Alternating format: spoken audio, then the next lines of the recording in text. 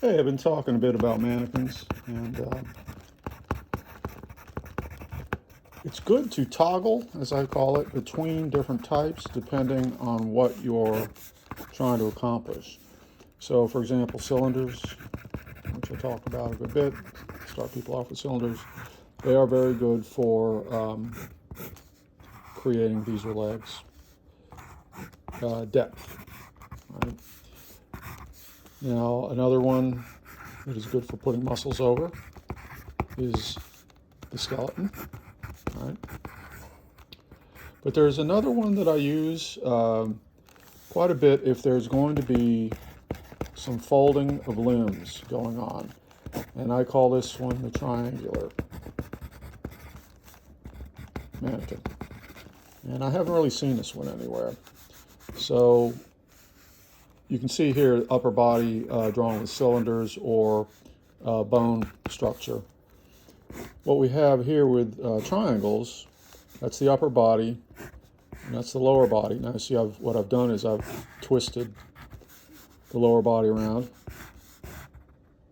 thigh, calf, foot, arm, and you can see the way these interlock, like so. Triangle. This triangle is the muscles of the back coming up, and then this triangle is the head. This is another arm, and this is another leg. Now you can see this is more or less a flat-on pose. Limbs are the same length, so there's not foreshortening going on. But that's not to say that if you were using this method and you wanted to have foreshortening, then you could certainly overlay cylinders over it, or you could overlay skeletons, use all sorts of things. That's what I mean when I talk about toggling between the different mannequin types depending on what you're trying to accomplish.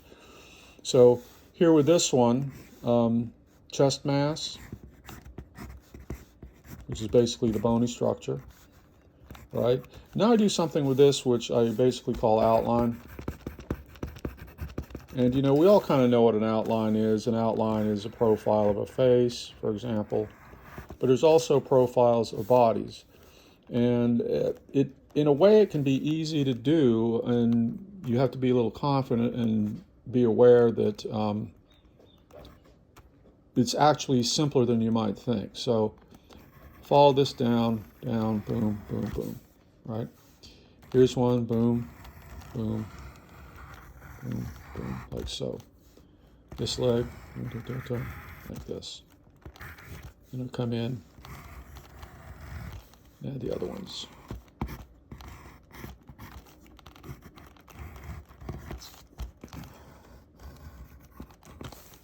Right? And see what's happened here. I've gotten a fairly good figure out of this, and it'd be easy to add other things to it and flush it out and make a finished drawing. Another thing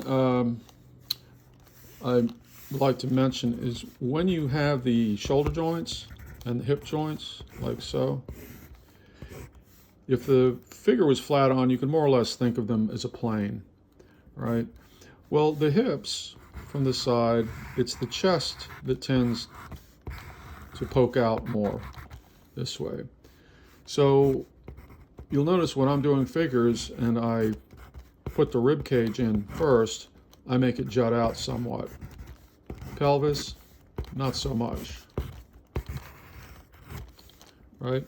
So drawing a figure like so, using this plane, rib cage juts out, pelvis not so much, and then you begin to add things on top. So anyway, I hope this is helpful, and I'll leave it there.